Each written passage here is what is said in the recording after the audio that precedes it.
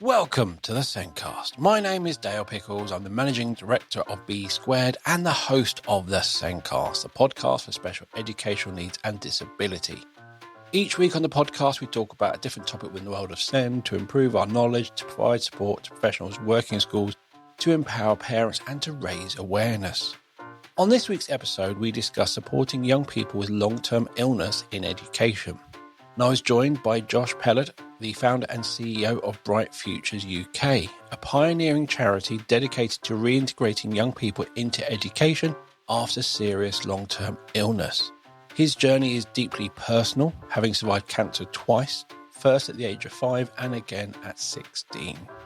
B Squared is the company behind this podcast, and we've been helping schools since 1997, and we have been breaking down curriculums and frameworks into smaller steps before P-levels even existed. Connecting Steps, our assessment software, is our biggest product, and it can be used to celebrate progress for a wide range of students, from the most complex to young people working towards independence and employment. Eversense is our evidence for learning and parental communication tool, helping to bridge the gap between schools and parents. As well as this podcast, we have Sencast Sessions, our online CPD. Visit the B Square website or click on the meeting link in the show notes to book a meeting with me to take you through our products and how they can help you. Now, let's get on with that podcast.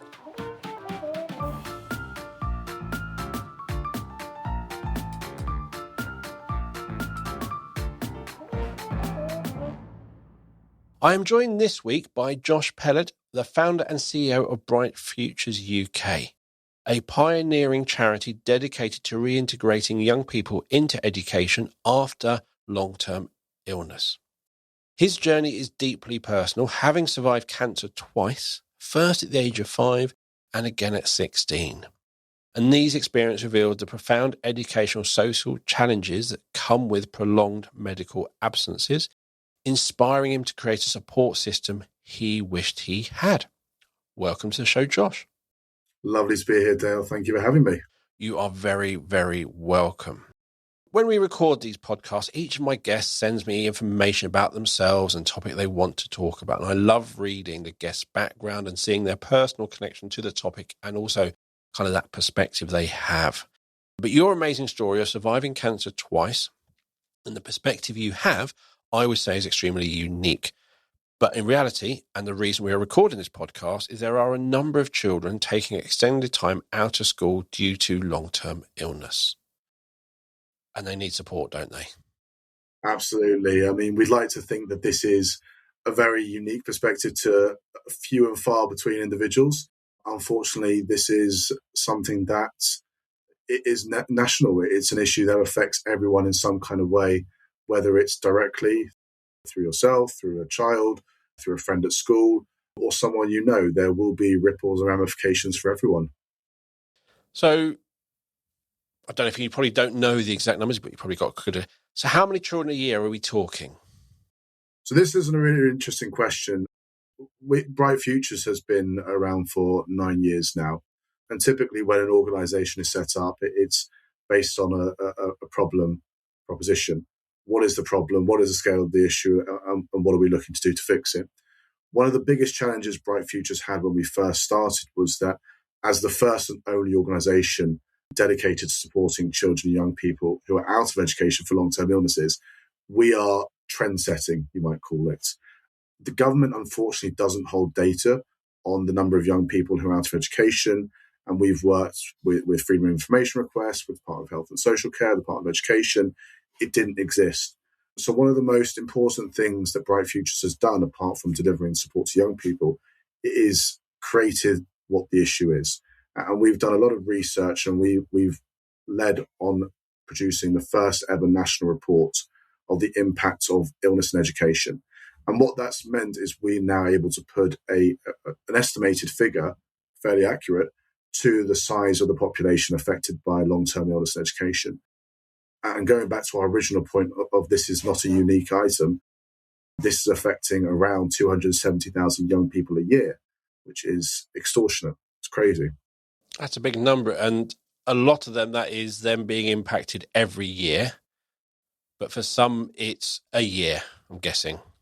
Yes, it's every individual is different. Every illness is unique. two young people going through cancer will have completely different experiences. Same with mental health and every type of illness. So this number identifies young people between the ages of 5 and 24 who are missing 20% or more of their education. That's a big number. That 20%. It's a very big number. And again, they talk about government have their attendance criteria. Everyone's after that attendance. There are those children with under 80%, and there's nothing you can do. No. The schools are fantastic, but schools are overwhelmed. Schools are already stretched, and I think we're seeing a lot being done to try and support them. But it's by no means, it's an issue that affects young people that is completely out of their control and something they just have to face. But being out of school, they can be out of school for a couple of months, they can be out of school for a couple of years. Everyone is different, but the support they need, very similarly, is the same across the board. So we're not just talking that lost learning. Not being at school has huge social implications as well. Yes. If we think back to our time in school, school was a bubble. School was everything. You spent all your days there. You built friendships. You learned things. It shaped who you were going to be as a person, pretty much, from the academics all the way to what are you going to do when you're older. And not being in education takes away all of that. The fundamental is obviously the learning. We go to school because we're in lessons, we're being taught, but it's not just the academic learning, it's the social learning, it's the career-based learning, it's what am I going to do next, how am I going to do it. Being removed from an education setting takes away all of that. But it's not just having that removed that's the issue for young people facing long-term illness. It's the challenges of having to face the illness as well. Because it's not just not being in school, it's then the treatment, the appointments, the feeling crappy, the not being able to see friends because you're isolated and you can't be in contact with other people. So there's additional layers that make dealing with this and living normal life outside of school almost impossible alone. It's not like you can meet your friends at the school gates and walk home with them. It's not. And even when they're doing stuff at weekends, you probably can't be involved, or depending on the situation, it's a very lonely time. Very lonely. And the focus, I think, for most people, or everyone, is let's get you better. Let's make sure medically you can recover, and there is the view that you can return to whatever normality is for you. The issue that a lot of people don't recognize, it is all the skill loss, all the social loss, everything you lose out on from the period that you're going through treatment and recovering. It's almost impossible by yourself to just pick that up when you recover. So the idea of this person's finished their treatment and they're going to go back to school next week, as lovely as that sounds, it's not practical, because there is so much that needs to happen to reintegrate someone back into education and back into what normality was for them. And even when you do successfully, I'm air quoting successfully, reintegrate, you might kind of be like, oh yeah, my friends, yep, I'm back. I've not seen you for 2 years or whatever, or hardly seen you. And then you'll be having some fun and you're not in on the in-jokes. You're not in on that. Do you remember that thing last year? Do you remember that school trip we went on? Do you remember? You have not just missed seeing your friends for 2 years. You've missed out on every fun thing, every story, every fail, everything that kind of friends have. Yeah. That you go back to quite regularly as friends. You'll be reminiscing. You've missed out on all of that. Absolutely. And the moment they start telling one that story, you're back to, I wasn't there. Absolutely. And that's not something that we can fix, because they're not going to be in school and there's nothing we can do to fulfill that missing gap. But we can try to do things to bridge the gap between illness and education, and make sure that a young person feels as supported as possible, as included as possible, and has extended the same fundamental opportunities that young people in mainstream education or in any education setting are afforded. The school trips, the the special classes that you go to, or PHSE, whatever it is, trying to fulfill that gap is important to going back in. And you may have had different experiences, but having those experiences is important. I suppose this is one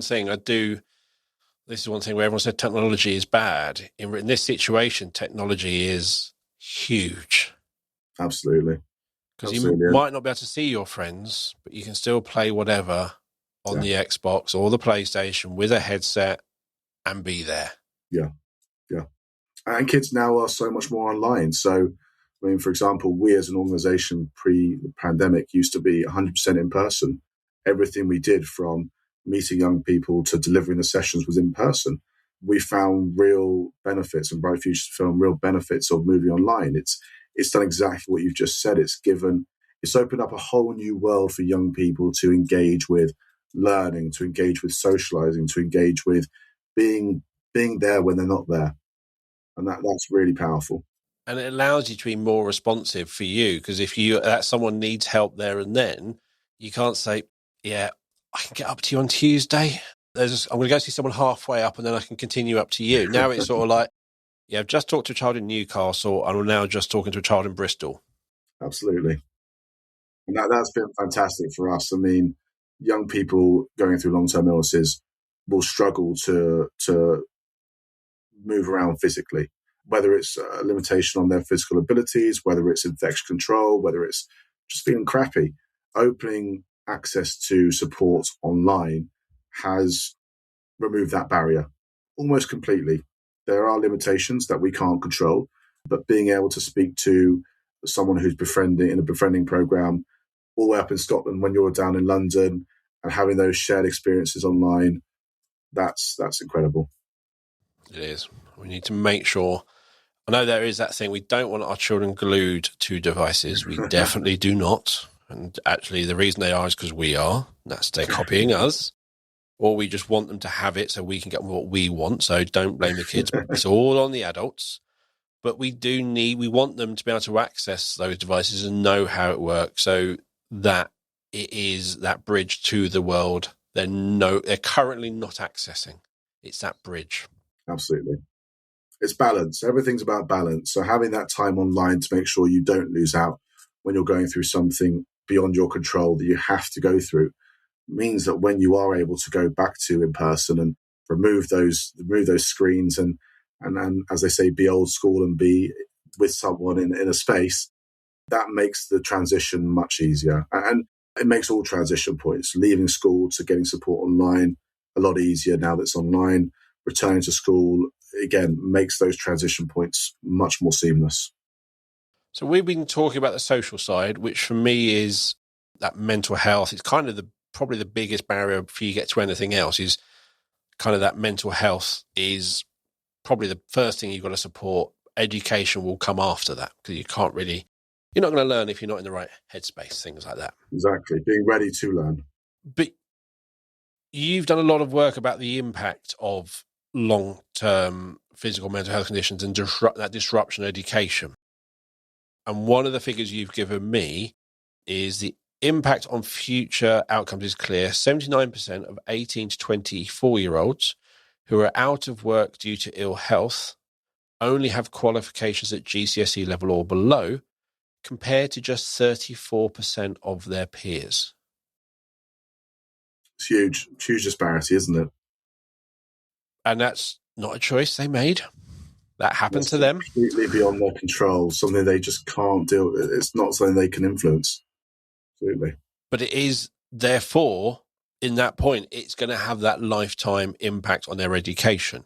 Because there is a strange bit in education that there's a conveyor belt. Yeah, GCSEs happen age 16. Yes, you can retake English and maths, but if you want to do history, it's not so easy to kind of retake the other areas. Mm-hmm. Cool, I've got my history and I need to do an A-level. Where can I do that? Oh, I can't. And actually, yes, there are routes, but they're complicated. They take ages and things like that. And so it's not you do it next year, or you just missed. Oh, no, this implication can have huge long-term implications for them. Absolutely. And the real solution to this is supporting young people at the earliest possible point of interventions. So bringing kind of how Bright Futures works, we work with NHS Trust as our primary point of partnership. And the reason we do that is because a young person facing long-term illness will, at some point within their illness journey, typically very early on during diagnosis, pass through an NHS Trust. That is the way for us to centralise access or part referral routes into Bright Futures services as quickly as possible. Bright Futures works throughout the entirety of a young person's illness. So from the point of diagnosis all the way through to the point of reintegration back into education. So we are a fixed point throughout that entire journey, and hopefully at the earliest possible point. And that's very much to help influence and support the solution of the problem we're discussing, where young people will have much better outcomes if they're supported properly early on. They lose less skills, they lose less social benefits, they lose less opportunities that others are afforded, and ultimately will help to have better outcomes in the long term. They'll achieve better grades, they'll go on to the pathways they want to, and all being well, achieve whatever it is they want to in the future, whatever profession, industry they'd like to go into. So, to access that education, obviously, there's your school going on, they can't access that. What is the route to that education currently? So from a statutory perspective, the route for young people is if they miss 15 days or currently, because we obviously know there's a lot going on with education reform. If a young person misses 15 days or more of education, the school has a duty to refer the young person to the local authority.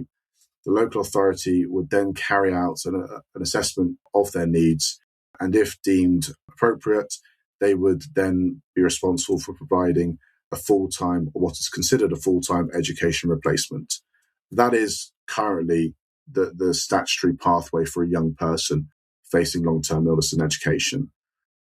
Unfortunately, what we've seen is that we've got an overwhelmed system. We've got far too many young people who do require support external from school. And the current mechanism pushes them all, or a lot of them, towards the SEND provision, which is educational health and care plans. As we've all seen, and as we all know, the number of requests for EHCPs is growing year on year. The number of appeals against EHCPs is growing year on year. And we've got a statutory system that unfortunately can't handle the current workload that's required of them. So what that translates to on the ground is that there are a huge amount of young people who are having support delayed, not just by a couple of weeks, but by months or sometimes years. There are young people that are unfortunately being turned away from support where they should be given that. But that is currently the mechanisms for support for young people who have to leave school due to illness. I always find this missing 15 days. There is a statement like, if you miss more than 15 days, you're classed as special education, or because to kind of catch up, you need something different too. Therefore, that is classed as special. It's a kind of weird, really? So if someone goes on a 3-week holiday to Africa because of some big family thing and they come back, technically they've got what? Yeah. It's a weird, and I think it's one of those things which kind of someone said ages ago when no one took their children out of school for holidays. No one did this. The number of children probably missing education due to long-term illnesses was probably in the tens. And it was, oh yeah, it's fine. We'll just do this. Actually, with everything going on, that number is growing and will probably only grow. And it's like, and the fact you have to go down the EHCP route, and as you said, there's lots of changes coming up, and that kind of EHCP route seems to be for kind of the cohort we're talking about here. That's almost non-existent, looking at the proposed changes. Yeah, it's a tricky one because we're so supportive of there being reform. There needs to be reform. The current systems are overwhelmed and not working for the young people they're meant to be working for. So we're really positive. The school's white paper that was released early in March, I believe it was, although dates do blend nowadays, end of Feb, beginning of March. There are some fantastic proposed changes, and they're really looking to make changes that are positive and going to support people. The issue stems from the fact that Bright Futures is the first organisation tackling this issue significantly. We didn't have data, we didn't know the scale of it, we didn't know how many people were affected. So historically, when reforms have been put in place or when statutory provision and guidances have been created, this demographic wasn't a demographic that was really considered. So you're right that when we talk about special educational needs, our demographic isn't the first thought when you come to that. And what we've seen off the back of the white paper proposed changes is that it's unfortunately going to further marginalise young people facing long-term illnesses who are not in education. So the two key factors that we've picked up on that are important is educational health and care plans are going to become more difficult to access. There's going to become stricter guidances around them. And for young people facing long-term illnesses who are already on the fringe of that demographic, although they should be included and they do access EHCPs, it's going to become increasingly harder to access. The flip side is the government's focusing a lot on putting resource into school to help our overwhelmed schools and teachers, which we are fully supportive of. However, when we look at the mechanism of individual support plans in school, by definition, children and young people facing long-term illnesses who are out of education because of those illnesses will not be accessing those. It's fantastic to help with the transition back into education, and we're very hopeful that when those are put in place, or if they are put in place, young people transitioning back into education after long-term illnesses will have really solid and structured ISPs that will help that transition and reduce any risk of NEET or dropping out or emotional avoidance. But for those young people not in school, those two proposed changes don't work, unfortunately. No, it is. Again, we were talking beforehand, I step back from the whole thing. I kind of look at the whole pipeline. We still haven't got enough information at the time of recording about the 7 packages at the end. But look at those 7 packages, which if you have an EHCP, you get put into one of those. The group of children and young people talking about date are just not on that path at all. It's a completely different path. You will go through the target plus, then to EHCP. That's not for every child. That's for in the future. Those children entering the system, that's kind of that journey. For the children we're talking about, they're going to be the universal provision. Everything's going hunky-dory. Then it's not. Yes. It's a binary of those steps, isn't there? It's not. It's just like a switch, and it's like need support now. Those 7 packages or whatever they're going to be don't fit this.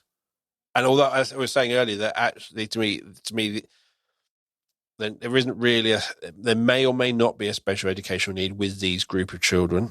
It's just the circumstances are causing the need for this. But then, as you rightly said, is actually by definition they are kind of fitting into that criteria of a disability. Yes. Yeah, the government's definition of a disability is that it impacts day-to-day life and your ability to carry out normal tasks day-to-day. If you're suffering from a cancer diagnosis, from an eating disorder, from something beyond your control that ultimately impacts your ability to carry out normal day-to-day life for you, you are by definition considered to have a disability by the government. And that puts you front and centre within the HCP criteria. So it's an interesting one that they are included, but they're not included. It's a horrible middle ground for them. It's kind of, if you look at it all, and it is SEND, but again, a lot of the white paper to me is focusing on mainly that the SEN part.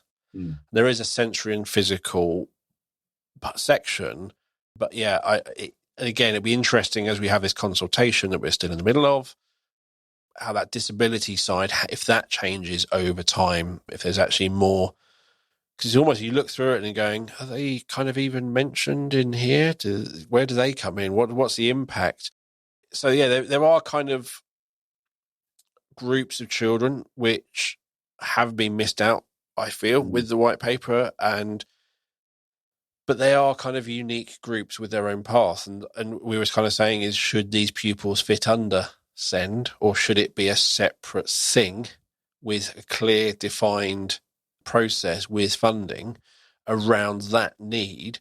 Yeah, it's interesting. Absolutely. And I think Bright Future's perspective on this is that whilst current reforms are taking place, and while the understanding is that young people with long-term illnesses are currently included within the SEND mechanisms and the SEND provisions, we continue to see what we can do for them more within this space. But you're absolutely right that the needs of young people with long-term illnesses compared to the needs of young people with neurodiversity issues, with learning disabilities, with sensory, it's different. So it wouldn't be appropriate for us, or it wouldn't be just for us to put in place a blanket provision for different groups with such specific needs. And I think the research that Bright Futures has done, that we're releasing, or will have released by the release of this date, is going to help educate everyone on this issue. Putting figures, putting data to an issue helps everyone produce solutions that are more appropriate. So now we're aware of the scale and the size of this issue. Now Bright Futures has become experts and spent 9 years really perfecting a scalable and cost-effective solution. We hope that as part of this consultation period, we can educate the right decision makers on the fact that this demographic is different and does need different support. And Bright Futures will play as big a role as we can to work alongside different stakeholders to make sure that that is translated into on the ground supporting young people provisions. And it is. I do feel I'm optimistic about the changes. I'm optimistic about where things are. There's still lots of details missing, which then may change my mind. We will see. But it's one of those times where we should be asking, is everyone covered in this? Yeah. Since the guidance was written or released, the current SEND back in 2014, a lot has changed. Yes. And some of the groups which were kind of saying in their tens are now huge. Lots of changes in the world, lots of other educational changes, academisation, various other things haven't had that effect. But it's that opportunity to go, right, is everyone covered? Is everyone going to get the support they need?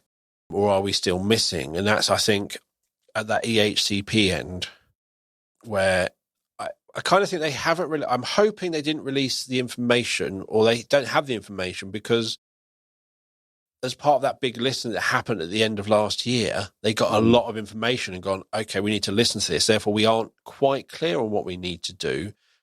Therefore, we are less specific because we have been listening, and we need to still develop this further. I'm kind of hoping that's the reason it's not that detailed, because they have gone, okay, we did get this wrong. Okay, you need this. Okay, cool. And you are talking to people in government, aren't you? Absolutely. I mean, I think the government's realised that they need to re-educate themselves. That's why there are these extended consultation periods where they are calling for evidence from different organisations to help them learn. The critical thing will be how they take that learning forward and how they translate it into policy and procedures. We're absolutely involved in discussions, and we're speaking to people in the SEND task force and Department of Education and other stakeholders. And what we found is exactly what we're talking about here. It's that this issue is something that's flown under the radar for whatever reason. We're helping identify what the issue is and helping educate the relevant individuals on the scale of it. We're just Bright Futures is really making sure that we stay committed to a proper and functional solution, both from government and both from external organisations that may support government and statutory provision. Because, like we said, the scale of this issue is not insignificant. It's not a niche issue in the most typical sense of the word niche. It is wide and significant on a big scale. Definitely. So we talked about the kind of the role of the ISPs, and there are things, I know I think secondary schools it's a little bit easier, and especially at colleges where a lot of time that work can be shared on Google Classroom. Yeah. And there is kind of, in some situations, schools can probably do a really good job of keeping that connection to that child going. But again, sharing the work and having that time to ask questions and maybe be taking through a concept that you don't understand is completely different. Yeah. So it isn't just a case of what I'm going is, it's not just a case of the government saying to schools, well, you just need to make sure anyone who can't attend school has access to this. Yeah, that's fine on a short term. It's fine on that, or it's kind of, yeah, like someone has got the flu for a week or they got the measles, kind of share the work, give it to them, catch up when they come back in, everything fine, good. But not when they're missing long term. That's absolutely not, they need more. And there's already cases where there is fantastic support from schools. So we absolutely don't want to discount that schools want to do this. They have a real urge and recognize the issue. I think it's the fact that schools across the country will have disparity in resources, in funding, in access to students. So there's a huge amount of variables which will kneecap schools from putting in place a standardized and consistent provision for any student they have facing this issue. And we need to kind of take a step back. We need to zoom out and think about what's relevant for all schools who are well-provisioned, well-resourced, well-funded, have capacity, to schools that are completely overstretched, have really complex cases within their school, and don't have the ability to stretch themselves further than that. And I think that's really where we want to focus government and make sure that there is something that is fit for all, not just fit for some. Yeah. And I was literally, as you're talking, I was literally thinking of someone who I knew, actually, they had a weakened immune system. So as soon as the news of COVID happened, it's like, I'm out of school. Yeah. Lockdown. And when everyone went back, no, staying at home. But what the school did is the child became a laptop, more or less. Yeah. So they had that webcam on, they had the mic on, the speakers on, that would face the board when the teacher was up there. But when it was group work, the laptop would go to a table. Yeah. And it was like they were sitting with their friends. Yeah. And I like that. It's good and it works, but that takes thought, that actually what I'm doing, what do they need? How can I include them? It takes a lot of that. But there's also is, cool, you can't really take the laptop and play football with it, though. You can't take the laptop. You're not going to take it to the lunch. So you're still missing out. And it's great that schools are being creative and doing what they can. As you said, it's not that they're not. There's just lots of barriers and there's limitations of what they can currently do. Yeah, spot on. Absolutely. And I think I would call it a Band-Aid for a much bigger problem. It's that you can put a laptop on a desk and they can listen into the class.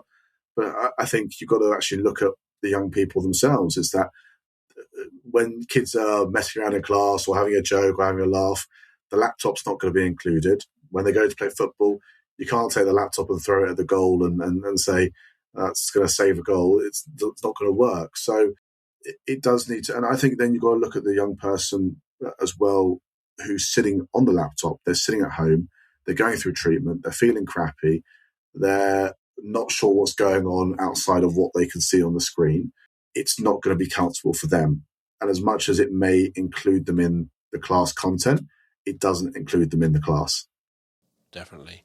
I was just wondering, I kind of think about that. You want kind of that person who's kind of understands. So you talked about the befriending program. So is that child to child, or is that adult? What is that? Because that's one thing I'm quite curious about. Sure. So all Bright Futures programs are personalized to the young person or group we're working with. So no one program will be the same. When we sit down with a young person and we assess their needs, we will, in the most basic form, essentially go, what is it you're missing from not being in school? Let's go down the avenue of a befriending program. They're isolated, they're lonely, their friends don't quite know what's going on with them. they've got hobbies and interests which are football, an online computer game, and this and that. And they really want to spend more time doing one of those things. Way Bright Futures works and why we're such a scalable and cost-effective solution is that we plug into the community. We use professionals who volunteer their time to deliver our programs. So we work with tutors, we work with teachers, we work with freelancers, executives, anyone with certain skills or qualifications. We will work with, train up, support, and then help them deliver the most fantastic programs to young people. So in a befriending program, a young person is interested in, let's go with Minecraft, which is a big computer game that a lot of people love nowadays. They may feel comfortable with someone who's more similar age to them, maybe male, and has these X, Y, and Z interests as well. So we match very specifically based on the requirements, requests, and goals of young people. Peer-to-peer befriending, kind of a younger person supporting a young person, has fantastic outcomes. The relatability, the desire to want to come to the sessions because you're seeing someone who is now essentially a friend. It's beautiful. Some young people may want to go through mentoring and they may be looking at the career progression after they finish illness. So it's more appropriate that we find an executive of an industry or a business who can sit with them and help them understand the industry, the pathways in, and actually work with them to take those steps. So the age and demographic of our befrienders, tutors, mentors, workshop leaders can vary, but we always make sure it's relevant to the young person and what they're looking for. A nice story I like to tell, and if we could all take ourselves back to school time, is when you had a teacher who you liked, you turned up on time, you typically did the homework, you paid attention, and you weren't really causing too many problems for them. Teachers who you didn't like, you maybe didn't engage with as well. You maybe were a bit late on homework, a bit disruptive in their class. So making sure that we match a young person with someone who can not only deliver the content needed, but actually build a relationship is really important. So when we go back to your original question about is it more peer-to-peer or is it not, it's completely bespoke to the young person, their needs. And that is what produced the best outcomes. That's really nice. Because there is a thing of, you obviously, if you've got long term, you're going to have good days, you're going to have bad days. That might be a weekly cycle, it might be longer, it might just be random. But someone who just gets that and kind of, and it's like, you don't mean you're ill. Some people, that like your partner may just want you on the sofa next to them, so they just know you're there. And that's all you have to do. And sometimes that friendship is just, oh, let's do this. And you literally start the call and immediately you just read the room and you just go, yes, how's the week? And you literally just, and that's the thing. It's that when you've got those friends who don't understand and they're bouncing around and they've literally included you, but they're still going to be bouncing around. It's like, I can't do that, but you still need a connection, but who just gets, I need something, but not that. Yeah. And it's almost someone that doesn't have any preconceived ideas of you, doesn't know that before you started going through treatment, this is what you used to be like. And now after your treatments and surgeries, this is what you're like. So it's a completely new outlet for a young person, but it's really important that whatever program they're working on with Bright Futures, academic, social, more career focused, they have that comfort of who they're with. They have that ease of the session. They build that connection. They build that relationship. They've got someone there who cares. The fact that the people are volunteering with us and not paid tutors, teachers, friends, mentors adds another string to that bow, because when I know someone's here for me because they want to be, not because they're paid to be, I'm instantly more engaged. So that's really powerful as well. Definitely. So kind of just come to the end. So basically at the time of release, which is going to be the middle of April, your report's out so they can learn a lot more about this group, kind of the impacts and so on. We've also got the Send Reform consultation is still ongoing. Yes. So if you haven't submitted a response yet, please do. And please kind of have that read. And if you know someone, kind of add something in about these young children, these youngsters and children, and kind of actually it's a different route. Kind of what you need is going to be different. You're not going to be needing a specialist school because you still can't get there. Absolutely. So it's a completely different, but it needs funding. It needs that to happen. And again, there is that every child has that right to education, and that is in law, and blah blah blah. But currently, the only mechanism is HCPs, and that's kind of disappearing. But actually, there should be something else. Absolutely. But as we wrap up, anything you want to end on? I first say thank you very much for having me on. It's been great to speak, and I think we're so interested in all things SEND and education that this is such a relevant topic to Bright Futures. And to me personally, I think I'd encourage people who are going through this to raise their voice. It's an issue that you don't deserve to be overlooked on. Bright Futures is now here if you do need support, so please do reach out. We are, as kind of we've just mentioned, we are submitting evidence to the SEND reform. So we'd welcome anyone. By the time of release of this podcast, there's still going to be time to submit evidence. So we would deeply encourage anyone who is facing these challenges to reach out to Bright Futures, and we'd be more than happy to discuss involving that in our submission. But I think that the biggest message to people facing this issue is you are not alone.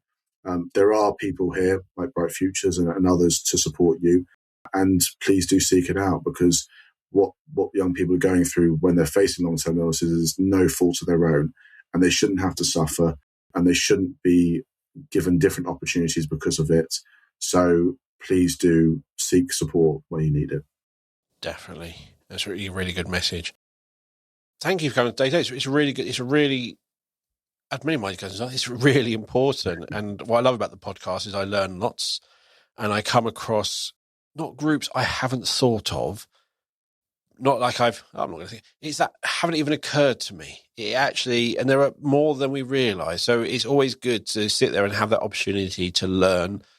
And you sit there and realise, oh, actually, I have had someone who's been impacted by this. I just haven't twigged. I just went, okay, yeah. So yeah, it's always important to kind of raise that. And this is a complete, it's a unique group, and that support is for them is going to be unique. And you've shared loads of links for me. So to contact you, your socials and so on, the report that you've mentioned will be in the show notes. You also give me ONS statistics, people with long-term health issues, which is a report from 2019, and statutory guidance around ensuring a good education for children who cannot attend school because of health needs. So lots of useful information for anyone kind of going through this. And you will find those show notes, as always, wherever you listen to the podcast or on the Sendcast website. And if you want to get in touch, let us know your thoughts, suggest topics, or anything else, please send an email to hello@thesendcast, or send a message via social media. At B Squared, we've been helping schools since 1997 to support children and young people with SEND, and we've been breaking down curriculums and frameworks into smaller steps before P-levels even existed. Connecting Steps, our assessment software, is our biggest product, and we can use to celebrate progress for a wide range of students, the most complex to young people working towards independence. We can help you show that progress from starting point. And EverSense is our evidence for learning and parental communication tool, helping to bridge that gap between parents and schools. And as well as this podcast, we also have our Sendcast sessions, our online CPD around SEND. Visit the B Square website or click on the meeting link in the show notes to book a meeting with me to take you through our products and how they can help you. But as we're at the end, thank you for listening. We'll be back next week with another episode of the Sendcast. It's goodbye from me. Goodbye from me. Thank you very much. You're welcome. Bye, everyone.